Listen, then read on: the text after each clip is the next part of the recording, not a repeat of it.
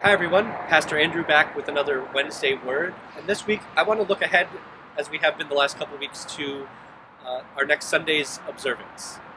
Coming up this Sunday the 21st, many churches in the West particularly will be celebrating a festival that's often been called Christ the King Sunday. That's a fine name for it, and recognizing Christ as King is certainly a fine thing to do. But I think there are some limitations when it comes to the title Christ the King that are worth thinking about.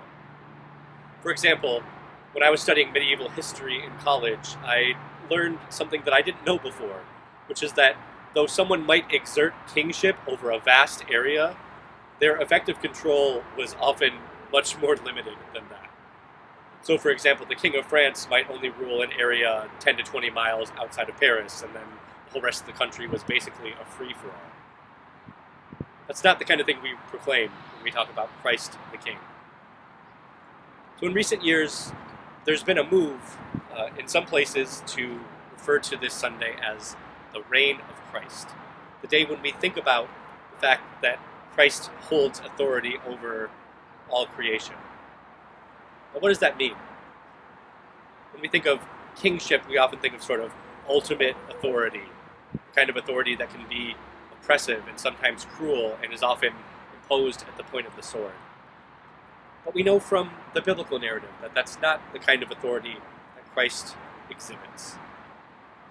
In fact, in Revelation, alongside all of those weird images that show up in that book, the one image of Christ in authority is the image of the Lamb seated on the throne who still bears the scars of his slaughter. That's the kind of king we worship. The kind of king who still bears the scars of having dealt with the pain and cruelty that humankind leveled at him. The kind of king who stooped to become human, who experienced all that we do, and yet who now reigns at the right hand of God the Father. We worship a king whose reign is extended over all things, but is intended for the flourishing of all things, not merely the accumulation of more power for himself. We gather this Sunday to worship Christ the King, to celebrate the reign of Christ over all things. And I pray that as we do that, we don't find ourselves so limited by the image of a king that we forget what's truly incredible about the story at the center of our faith. That we worship a servant king.